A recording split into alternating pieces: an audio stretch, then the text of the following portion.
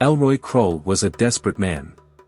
The promise of a quick $20,000 had lured him into the shadowy depths of the Aspic Foundation. He'd signed the paperwork, a naive smile plastered across his face as he imagined the possibilities. Little did he know, he was about to become a guinea pig in a twisted experiment.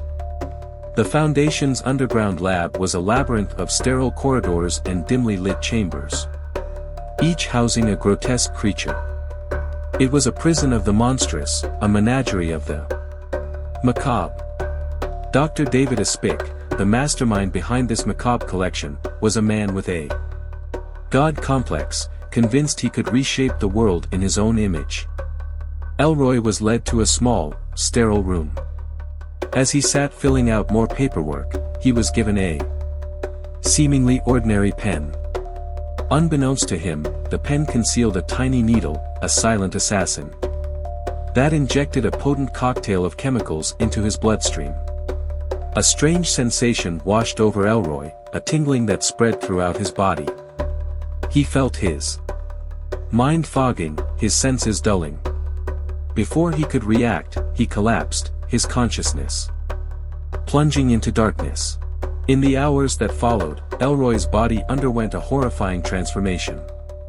The chemicals injected into his bloodstream had triggered a cascade of genetic mutations. The DNA of a gorilla, combined with a mysterious substance dubbed damned venom, was being woven into his very being. His muscles bulked, his arms lengthening, his brow thickening.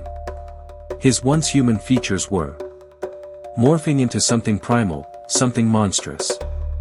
Elroy's body was in shock, his mind reeling from the overwhelming changes.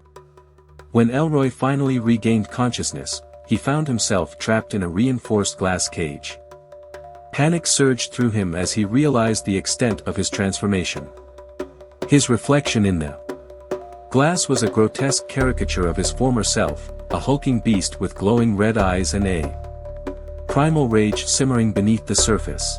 Elroy thrashed against the glass, his newfound strength causing it to tremble.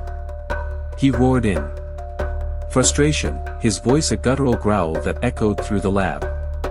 The last remnants of his humanity were shattered, replaced by a burning desire for freedom and vengeance. Dr. Aspic watched the spectacle with a twisted grin. His experiment had been a success. He had created a monster, a living weapon that he could control. But Elroy Krull was no longer a mere pawn in Aspic's twisted game. He was a force of nature, a creature driven by primal instincts and a burning desire for revenge. And he would stop at nothing to break free from his prison and wreak havoc upon the world.